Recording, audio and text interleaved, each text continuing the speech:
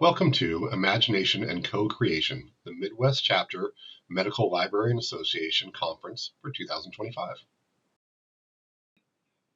Lightning Round talks 2, and we'll join the round in session. Yep, so we're just about ready to transition into the lightning talks at 12:45/1:45. Samantha Loster will be the moderator for this session. So let me see if I've wasted enough time for it to flip to 12:45. I think it's okay to start now. If you want, I can just talk very slowly for a little bit to get the ball rolling to You get can it go to for it. 12:45. I think we're close enough that we can probably go for it. So Alrighty. Well, welcome to the second round of Lightning Talks. My name is Samantha Loster from Rosalind Franklin University. The auto transcription function is on in Zoom, and the session will be recorded. For this session, each presenter has up to 5 minutes to present. All questions will be saved for the end after all the presentations are over. During the session, you can add your questions or comments into chat. I will help facilitate questions by reading them out to the presenters at the end. Presenters, feel free to answer questions in that area if you have time. Also, after the session, you can keep the conversation and questions going on the Padlet Lightning Talk board, which I am just put the link in chat for. In Padlet, use the Vote for a Fan Favorite link to vote for your favorite presentations by chapter members. You can vote for as many favorites as you wish. So now I am going to be turning the session over to our first speaker, Paige Wilson, with automatic indexing errors in PubMed. Sometimes the apple does fall far from the tree. Great, thank you. And you should be seeing my slides. Feel free to yell at me if you aren't. So I am Paige Wilson from the University of Wisconsin-Madison Eveling Library. Thanks for watching. Okay. So first, I want to give a little bit of background. Indexing in PubMed, which refers to assigning mesh terms to Medline citations, was for the most part done manually by indexers at the National Library of Medicine until 2011. With the exponential growth of Medline, though, manual indexing became unsustainable. In consequence, NLM began exploring options for automatic indexing. Full automatic indexing for all Medline journals began in 2022. While automatic indexing has improved efficiency, there have been some concerns relating to its precision. Automatic indexing algorithms in PubMed are currently limited to information in the records. So, in other words, they can't access the full text. Consequently, they can miss much needed context when assigning mesh terms to a record. There have been a number of anecdotal observations about automatic indexing, misinterpreting words with non-literal or alternative meanings. One of my favorites was one that was noticed by the ex-user Jaded Librarian, who found the algorithm had assigned the mesh term Protestantism to an article about Quaker parrots. While such errors can be comical, they can also have negative impacts on the retrievability of Medline records. So with this in mind, the objective of this study was to explore the prevalence and some of the characteristics of precision errors in a convenient sample of Medline records. And specifically, I looked at records automatically indexed with the mesh term malice, which was the genus name for apple tree.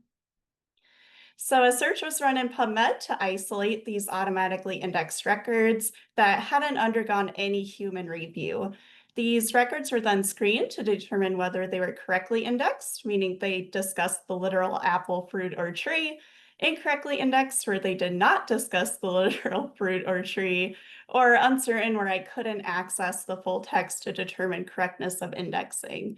Records identified as incorrectly indexed at the end of screening then underwent data extraction, where the type and context of the error was documented.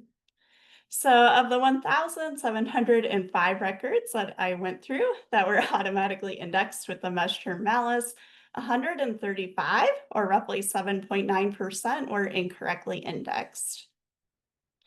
For the 135 incorrectly indexed records, the most common error was due to the record using the term apple in a metaphor, simile, or idiom, being 80 or roughly 59% of the 135 records. The next most common error was using apple in the name, with my favorite being apple snails. Additional errors included mentioning apple in acronyms, and in one instance, a reference to Sir Isaac Newton. So this very limited study demonstrated that automatic indexing algorithms do commit errors when they encounter words in figurative contexts or that have alternative meanings.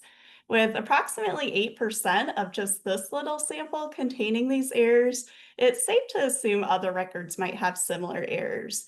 These can have negative effects on search sensitivity and discoverability of Medline records. Additional studies are needed to document the prevalence of these characteristics and some of the characteristics of automatic indexing errors in PubMed. Until these errors can be resolved, librarians should be mindful of their existence and inform researchers on how to ameliorate their effects within their own manuscripts. An example of this is by using the very mesh terms that they'd like to see in their manuscript in the title or abstract. While this tactic won't prevent indexing errors from occurring, it can at least increase the likelihood of correct mesh terms appearing alongside the erroneous ones. Perhaps through these means, we can kick the apples just a little bit closer to their trees. Here are the works cited I used, and a special thank you to my colleague, Leslie Christensen, who came up with the creative title. As a little jealous she came up with that. And yeah, thanks. Feel free to ask questions in the chat or contact me directly, and I'll stop sharing. Thank you so much, Paige. Next up is Chelsea Jacobs with Redefining Roles, Public Perception, and the Future of Clinical Medical Librarians. Hi guys, can I go ahead and get started? Thank you, Samantha. Okay, so hi everybody, I'm Chelsea Jacobs, and I am a former business librarian, and I am now a current full-time PhD student. So to say the least, I am an outsider at this conference. But first of all, thank you so much for having me here. Thank you so much for sharing this space with me. And I just wanted to say that I'm attracted to this profession, not necessarily because it's my former role, but because of all the impact that I'm hearing today and the ability to positively affect patient outcomes. So I conducted a study. It was a national survey of the public, the American public, age 18 and over, and I received 415 viable responses.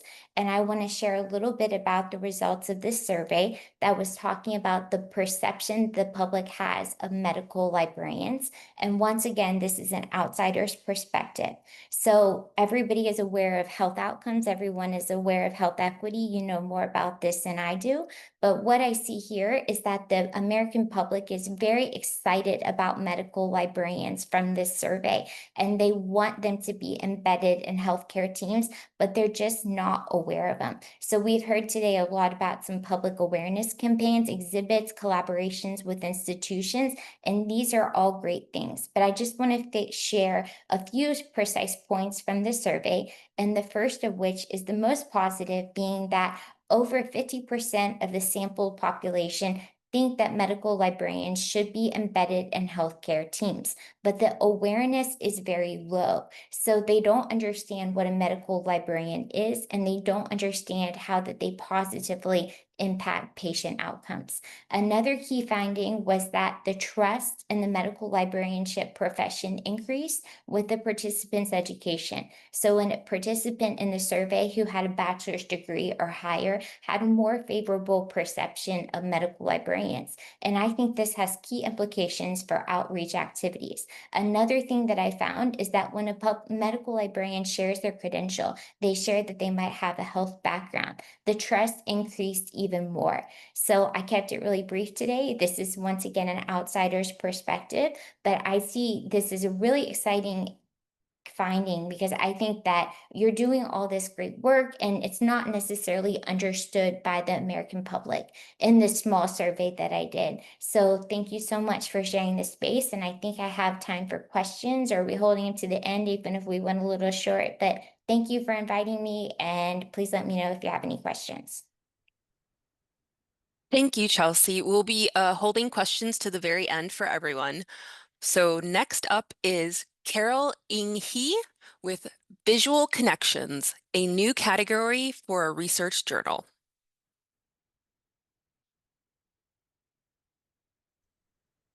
Hi, everyone. Can you see my screen okay? We can. You're a little a little too close. Sorry. You're zoomed in a little bit. Okay. Well, all right. I'll go ahead and get started. Thanks, Samantha. Yes, welcome to Visual Connections, a new category for a research journal. My name is Carol Ing He, and I'm currently the associate editor for Hypothesis Research Journal for Health Information Professionals. If you are unfamiliar with Hypothesis, we are an international peer-reviewed and open access journal that provides a venue for original research and research-related contents to improve future research studies and processes. And we also want to encourage people with a broad and reflective conversation among health information professionals. Visual Connections is a new submission category in Hypothesis. It encourages interdisciplinary dialogue, highlighting the ways in which health science, humanities, and the arts interact. This presentation will introduce you to the development of Visual Connections, its submission guidelines, and how you can contribute to it. So why Visual Connections? How did it come about? This spring, the journal's Innovation Subcommittee of the editorial board began discussing about the possibility of a new submission category to feature visualizations of research. Interactive posters was initially proposed as the acceptable format. In the summer, Hypothesis editor Margaret Hoagland emailed to the editorial team to solicit ideas for this new category. At that time, I was serving as a peer reviewer and got interested in the idea. So I responded to the call and started talking with Margaret to brainstorm more ideas. After many meetings, I was invited to serve as the associate editor, and we continued to develop and refine the editorial scope. During our conversations, it became clear that interdisciplinary engagement was important to us. Visual Works provides a critical and unique entry points to illustrate and convey abstract and complex ideas. Humanities expands our imagination and deepen our connections with one another, allowing us to see the world holistically. Therefore, we wanted to shed light on the role of arts and humanities in health science research. We decided it to be the direction of the category. We are delighted that it has been officially launched. There are 5 main components in the Visual Connections review criteria. Originality. Does the visual work contain an original perspective toward topics that reflect the health information professional community? Relevance. Does the visual work represent timely and forward-looking contents that reflect emerging trends and current needs of the profession and/or the communities we serve? Intellectual engagement. Does the visual work potentially and adequately inform or inspire intellectual discussion? Design quality. Are the graphics and visual elements used effectively and appropriate to the contents presented? Overall presentation. Is the work clear, concise, accessible, and readable? Is it well organized? Our scope is to showcase visual works that draw on historical, archival, or imaginative sources to inform and inspire discussion. Authors are encouraged to experiment with visual storytelling to convey research findings, concepts, or reflections. Authors should include a brief narrative less than 300 words to contextualize the visual contents, methods, and relevance to health information professionals. For the contents, visual works refer to innovative 2D works. This may include poster art, drawing, painting, illustration, comics, collage, photography, digital rendering, images of 3D works such as sculpture, textile, or 3D scans. Our contents also feature poetry and prose, which include visual narrative or storytelling. Each submission should be no more than 1 page in length. Regarding the format, JPEG or PDF are acceptable. The name of the author and/or affiliation should not be included in the file name. When submitting an abstract is optional. To help give an idea of the aesthetic direction, here is an example of a cover image from a publication of my home institution's Rosalind Franklin University. Oops, let me close it and just give you a sense of what we're looking for. 30 seconds, Carol. There are more specifics about the submission requirements, and I encourage you to visit our website. Special thanks to Margaret and Laureen for their support to bring these projects to life. Thank you for your attention. And here's the link and the website.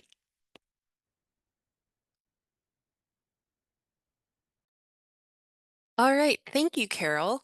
Next up are Deborah Divis and Molly Maloney with Imagining and Validating a High Sensitivity Pharmacy Education Hedge. Thank you.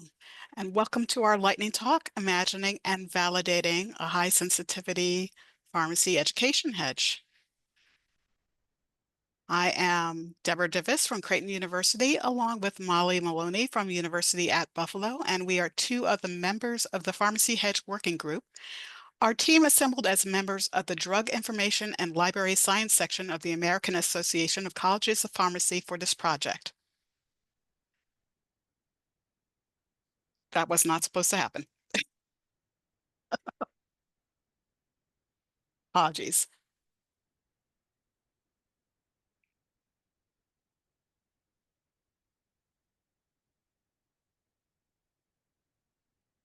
Okay.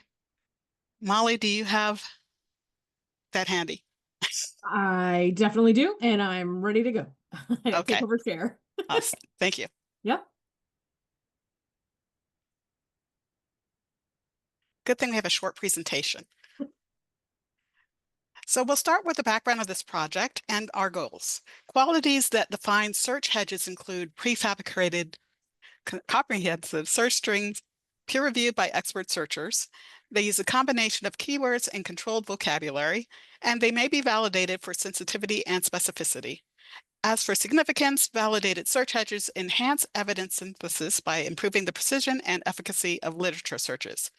Our objective is to develop, test, and validate a comprehensive search hedge for research regarding pharmacy education. Molly? So for our methods, originally inspired by Rebecca Carlson's Pharmacy Education Search Hedge available on our UNC guide, modifications were co-created by the team that imagined the hedge could be improved to achieve maximum sensitivity. A title search for pharmacy education systematic reviews was undertaken to discover papers that should be captured by a sensitive search hedge. Review articles were screened in covenants under dual review with a tie-breaking third reviewer for conflicts.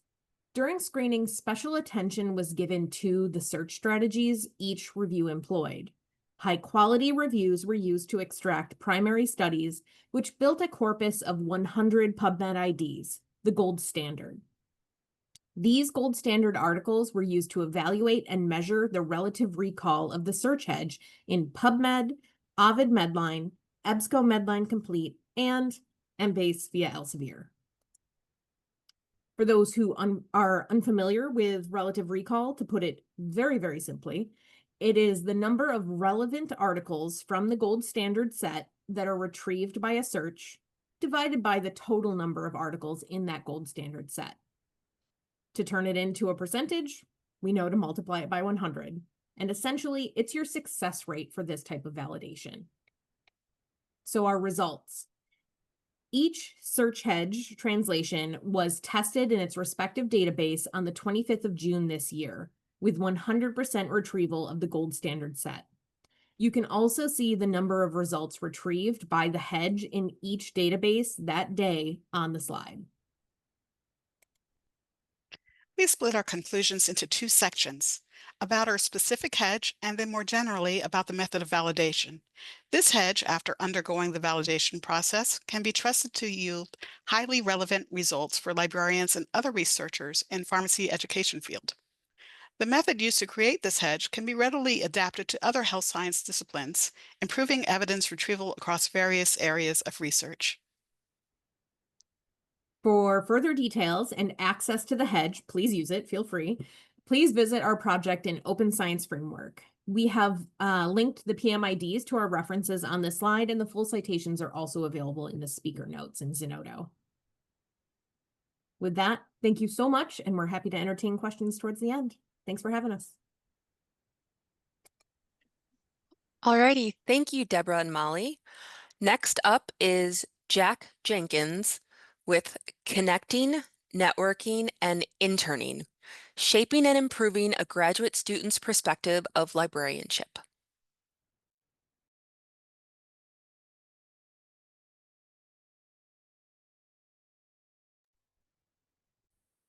Oh, hello. Can you hear me and see everything all right? Yes, we can hear you and see the slides. Awesome, sweet. All right, hello everyone. My name is Jack Jenkins. I am the medical graduate intern at UK's Medical Center Library. I am here to talk about connecting, networking, and interning, shaping and improving a graduate student's perspective of librarianship. There we go. So a brief background on me. I started librarianship at UK through our education library. I was their temporary full-time education library technician.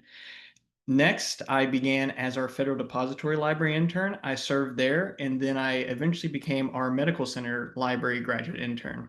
So I started my MSLS program at UK beginning in January, and I will be graduating this December. So just less than a few months away. So I'm very excited but nervous. But I've greatly enjoyed my time at UK through the networking, and I want to go a bit into that and just show how important it is for us students and how much we appreciate it. So to give a little idea as to what my networking looked like, so during my time as the education library technician, I reached out to as many librarians as I could. That was my goal. I wanted to make sure that I connected with people, heard their insights into librarianship. And so what I did was through our education library specialist, who was my advisor or supervisor at the time, she told me to meet with the director of digital strategies and technology. It was through the director that I met our health sciences librarian and our research data librarian. Through these meetings, it was my first introduction to both of these fields. So beforehand, I had no idea that there was such a thing as medical librarianship, and I didn't know that there was data librarianship. Through these meetings, I learned more about their respective fields of librarianship, what I should do to help prepare myself the best for once I graduate, and I found myself eventually getting to work under the tutelage of these people. So as I said, I'm the medical center graduate intern, and the health sciences librarian that I first met is now my supervisor. And for the data librarian, he served as my supervisor during my summer practicum just this past summer. Another thing I did was outside of librarianship and more into the archival sector, I met with our education archivist, and they introduced me to our oral history librarian. It was through these meetings that I got to meet the imaging specialist and our digital archivist. Again, through these meetings, I first learned that there was such a thing as a digital archivist and an oral history librarian. Thanks to them, I was able to create what I've been working on for a long time, but never knew the information or resources behind it, which led me to learn more principles about preservation, which aided me in actually preserving my own family memories and films that we've had stored in the basement for the longest time. And through their help and continuous meetings, I've been able to utilize the resources at the libraries and learn more about how I can better preserve my family materials going forward.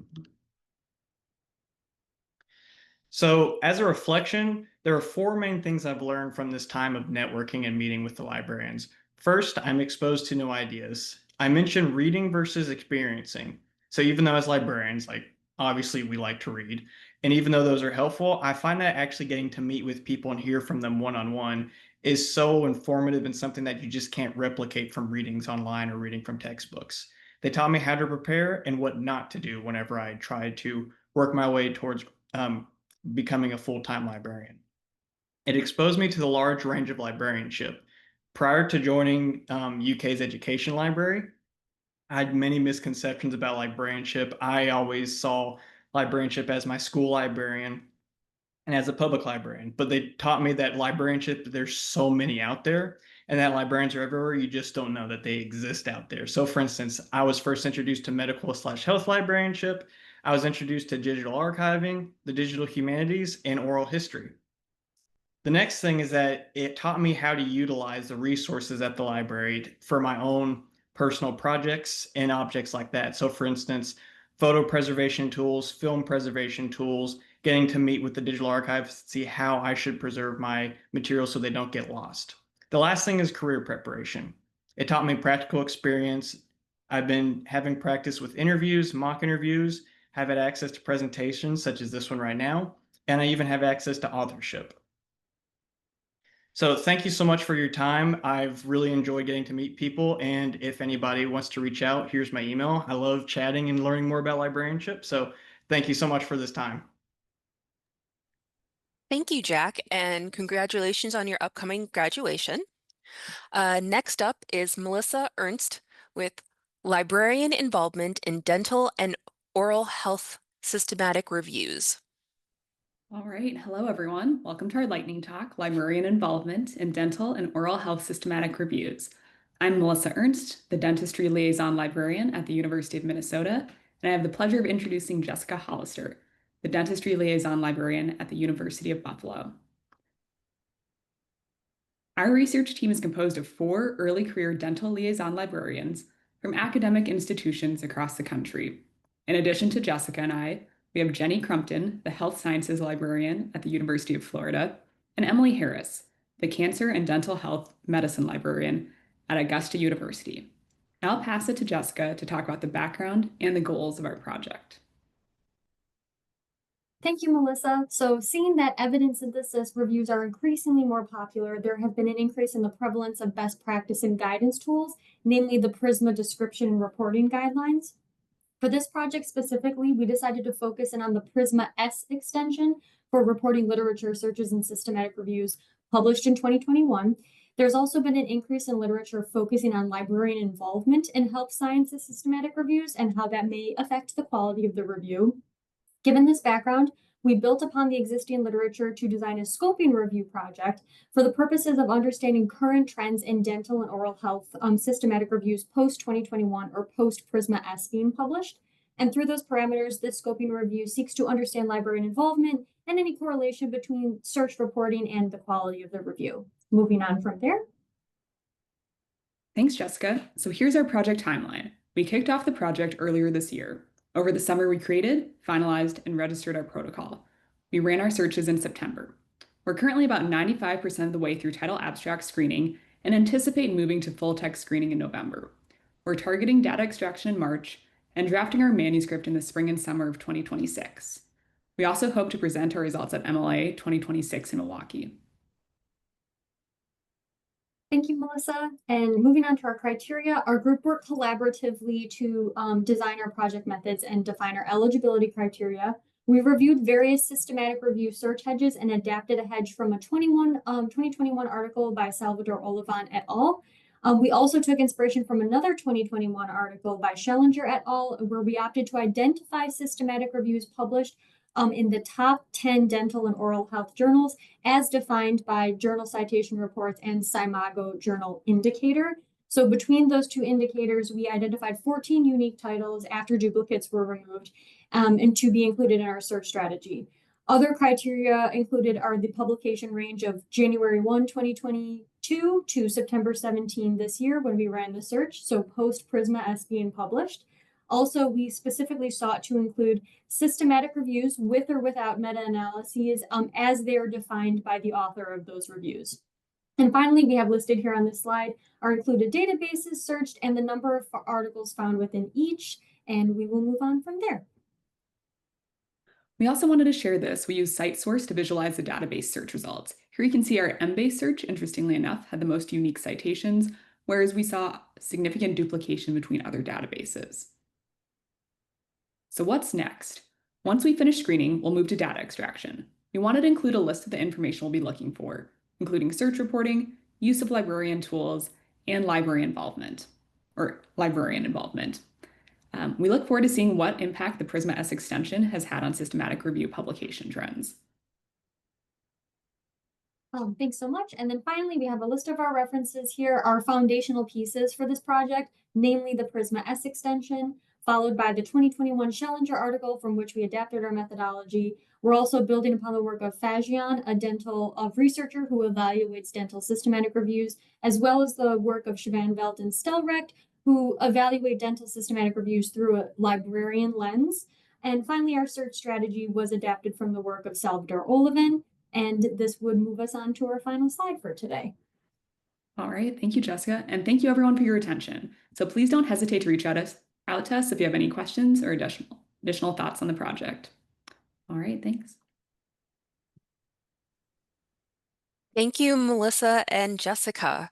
Next up, we have Grace Spiewak with Framing the Future of Speech Language Pathology Research, a faculty librarian collaboration and an evidence-based practice course. Hello, everyone. Thank you for being here. I'm Grace Spiewak. I'm the Health Sciences Librarian at DePaul University. I'm presenting on behalf of myself and my co-author, Dr. Whitney Postman, who up until the end of the summer was also at DePaul University and has recently transferred to Worcester State University in Massachusetts. A little background about the speech language pathology program at DePaul. It consists of 8 quarters over 2 years, with the first cohort being in 2021. Following the American Speech Language Hearing Association's requirement that all accredited SLP programs include evidence-based practice in the curricula, there are 2 classes to fulfill this requirement: evidence-based practice, which consists of first-year students in the spring quarter, and research methods, which consists of second-year students in their fall quarter. My first time working with Dr. Postman was in the research methods course in fall of 2023. So this was with the second year students taking that course, and it consisted of group literature reviews and presentations. Dr. Postman and I worked before the class to figure out what would be the best role for my instruction, and we provided instruction, and then I also visited class to sit in on the Writing Center presentation, as well as some other classes, just to continue gaining exposure with the students and encouraging them to reach out when they need help. I also attended their final presentations and really saw how highly engaged the students were. They sought help outside of class, and they had really strong presentations about interesting topics such as how SLPs can support first responders when interacting with people with autism, SLP's role in ICU settings, and how SLPs can help bilingual speakers with stuttering. Since we had such a successful collaboration, we continued working together on the evidence-based practice course, which Dr. Postman taught to the first-year students in the spring of 2024. This consisted of writing an EBP narrative on a specific PICO question. We revamped a little bit, so we included the library instruction session, as well as posting weekly tip of the week, in their D2L site, their course site. However, we saw that we had really low engagement this quarter, and the evaluations reflected that as well. Few students reached out, and overall, we did not see the engagement or enthusiasm that we saw from the students in the previous quarter. So when these students took their research methods course in the fall quarter, same students, we decided to meet in the library for instruction, hoping that change of scenery would continue to emphasize the role. We also conducted in-class consultations with me. So rather than encouraging students to reach out on their own, we set aside specific class time to have those consultations. We also included in the instruction session a lecture from our scholarly communications librarian. And our hope with doing that was to emphasize the role of research in the SLP field, why it's important, how peer review works, and how students can get involved with it as they continue in their careers. So when this course came around again in the spring of 2025, we decided to revamp a few different elements of it. Rather than having the students write EBP narratives, we instead shifted to do group posters on the PICO questions. In addition, we had 3 sessions from librarians, so I covered literature searching and evaluation. Our scholarly communications librarian returned to cover dissemination, peer review, and also copyright, with explaining specifically our Creative Commons licenses, as well as the institutional repository at DePaul. We also invited our data literacy librarian to join us to talk about poster design and writing an abstract, developing keywords. So this consisted also of 2 sessions for group consultations with the librarians, where we provided them with checklists of going through their literature, going through their poster and abstracts. We continued with our weekly tips and really tried to emphasize the students as researchers, with the option to submit their work to the institutional repository at the end of the course and choose the Creative Commons license, which a few student groups did. Overall, we received much better feedback on the EBP course in this revamped version, with students emphasizing that they enjoyed having access to librarians, time in the library, found that they were able to identify credible sources, and really incorporating that research aspect through collaboration. And again, we hope that this helped them to see themselves as researchers and emphasizing that connection between research and their clinical roles. Here are some photos from those classes. And again, our main takeaways are making librarian support accessible through that high visibility and in-class interactions, empowering the students as future researcher clinicians, and growing relationships with students through our interdisciplinary team. So thank you very much, everyone, for attending. Here are the references for this presentation, and I look forward to the question session. Thank you, Grace. Next up is Eileen Severson with Imagine More, Improved Access and Choice with Libby.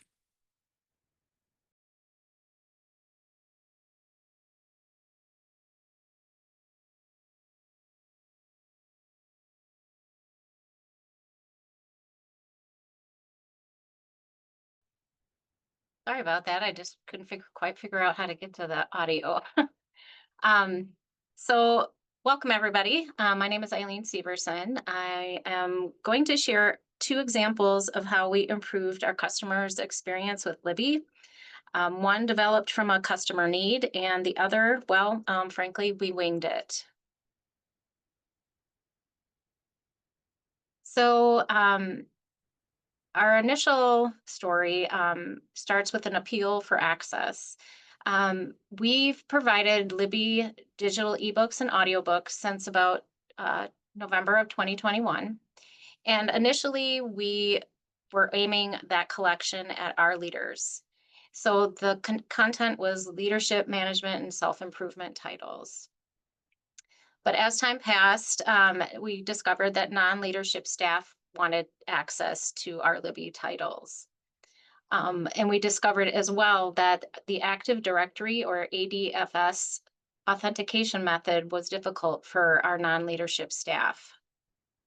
It was difficult because they needed dual authentication software, which required approval for non-leadership staff, and it was just very difficult for them. So they didn't end up using Libby. So what did we do? Well, we changed the authentication method from the Active Directory to direct authentication with our integrated library system in May of 2024.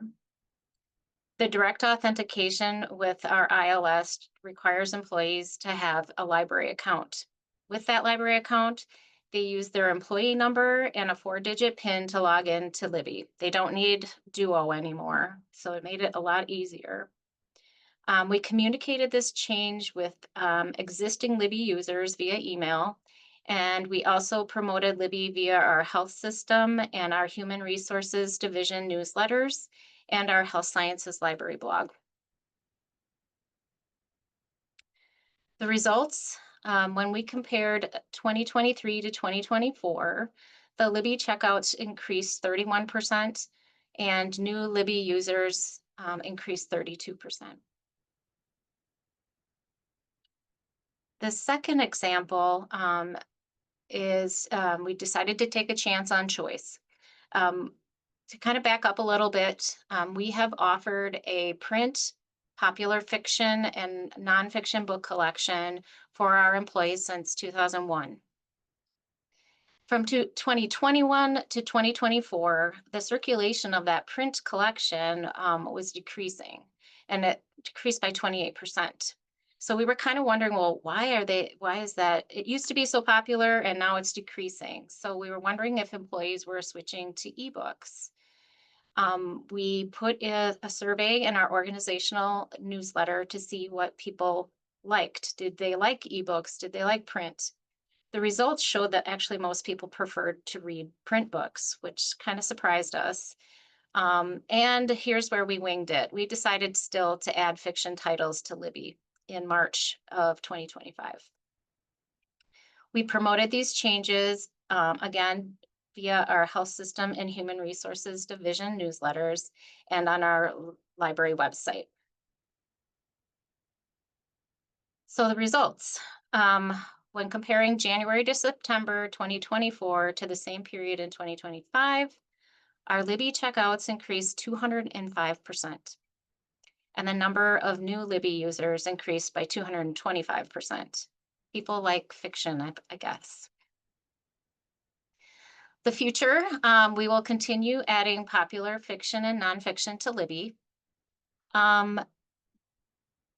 Before we found out that Baker and Taylor was liquidating, we were planning on reducing the number of books in our print and fiction and nonfiction collection.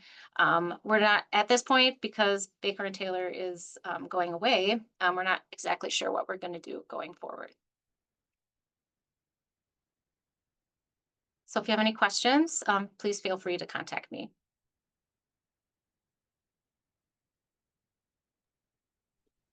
All right. Thank you, Eileen. Next, we have Emily Johnson Barlow with Communicating to GME Trainees. Piloted services developed using a needs assessment survey data to inform targeted audiences of library services. Yeah, thank you.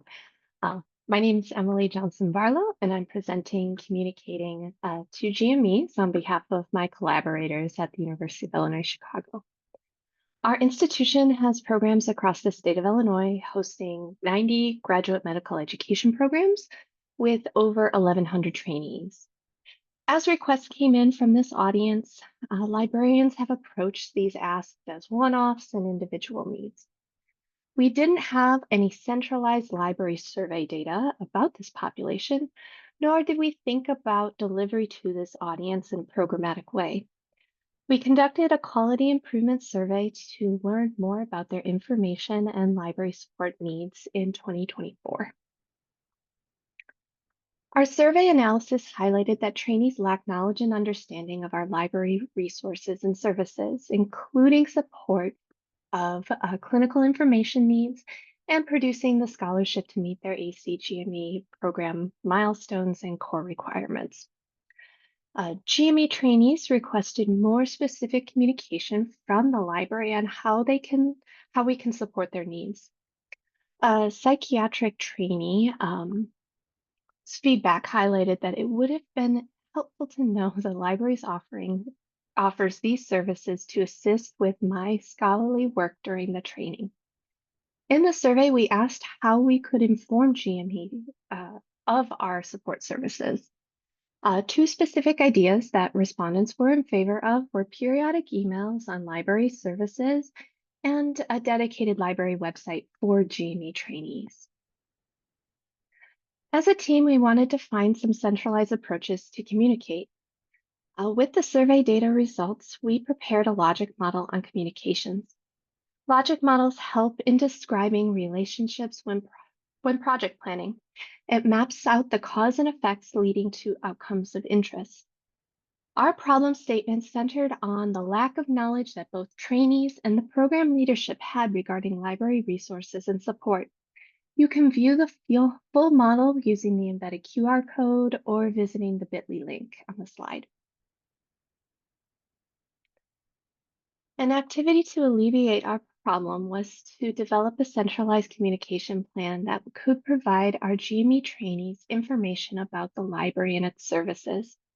Several of us worked on defining our goals, the target audiences, key messaging, and timelines. Our plan also included a short report detailing the GME trainee needs to the GME leadership to help us in facilitating our communication goals. An output that we are now working towards is a newsletter campaign with our timeline with a biannual release to the GME trainees. We are aiming to use a mass marketing email platform, Emma, at our institution to facilitate this need. This will help us to create dynamic content that can be directly sent to our audience. Another activity our team engaged with was the creation of a centralized LibGuide for residents and fellows. This supports their programmatic needs of this population and emphasizes learning skills to help them achieve the core requirements. This includes promoting options for access to library resources, guidance on using our clinical tools for patient care, and support for creating a scholarly project.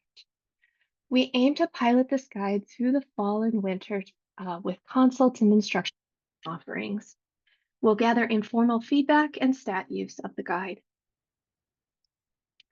Through this work, we're already seeing outcomes. The collaboration between library liaisons at 3 different physical locations and new dedicated services to the GME audiences with our newsletter and guide. We will continue to pilot these activities to further support our GME trainees to fulfill their programmatic requirements.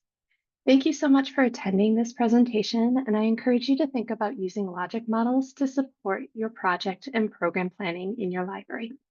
Thank you. All right, thank you, Emily.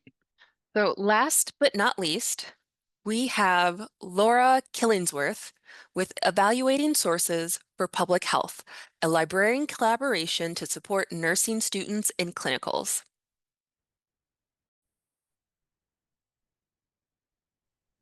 Hi, everyone. Can y'all hear me okay? We can hear you, Laura. Awesome. Thank you.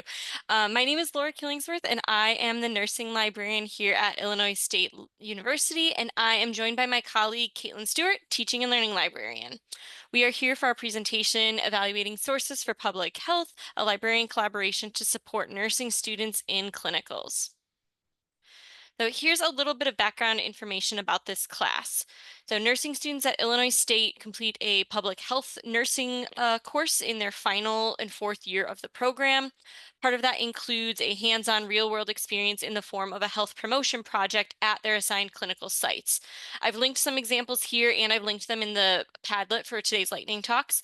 But these are things like the annual ISU flu clinic, as well as rural health fairs where students provide health assessment screenings. So to help students prepare for this experience, we have been asked to participate in their start of semester orientation to provide information literacy instruction about both finding and evaluating resources that could potentially be used at their assigned clinical sites. In previous iterations of this course, the sites were focused on pediatrics, which is how Caitlin got brought into this collaboration with me originally. Caitlin, I'll send it your way. Yeah, so we have done this for a fair number of semesters, so it's changed over time, but it's generally been around 75 minutes, and I'll walk you through what a general course looks like. So we start with introductions and going over objectives with these undergraduate students, and then Laura will do a really brief CINAHL search skills refresher because she will have already worked with these students in their research skills class. After that, they'll be working in small groups, and we'll provide to each of those groups a scenario where they're given a fake clinical site, a population that they're working with, and a topic or an intervention that they're doing. So they might be told that they're working at a marathon with marathon runners and talking to them about heat exhaustion, for example. Then we'll move into them looking for an article on their specific topic. That's going to be, that evidence-based research that they're grounding their scenario intervention in. After that, we'll do a demonstration on how they find education resources that they would actually use with that population. So we'll talk about finding books, non-book items, government documents, online resources. After that, we'll move into an activity where they work as individuals within their group to each find an educational item that fits their population, and then they'll evaluate their individual item according to a rubric that we've provided. Then within their groups, they have a small group discussion where they compare the rubric findings and decide among themselves which of their educational items is the strongest for their group. And then our entire class comes back together and we have a group share out where each group shares their scenario, their scholarly article, and also the educational item that is their strongest. And then we end with a reflection that's basically asking, if your population were to be changed, what would you need to change in terms of your intervention and the resources that you're using before we move into an assessment? Back to you, Laura. Laura, you're muted. Thank you.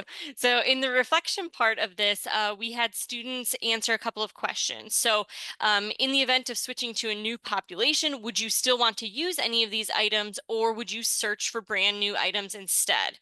And the other question was, what specific changes would you need to make to your group's top scoring resource to ensure it is safe, engaging, effective, and or appropriate for working with your new population? So we did get a number of responses that just said things like, no, we don't need new items, or yes, we do. But we did note a couple of our more substantive takeaways from students. The one that really stood out to me was one talking about flu clinic education, where at first we said you were just looking at families in general, but then specifically working with elderly populations. So one group noted that any resources that you provided or any educational handouts would probably need to be made in a larger, more accessible font size. So that's some of the things we're hoping to see from students about how to make adjustments to your approach depending on the clientele.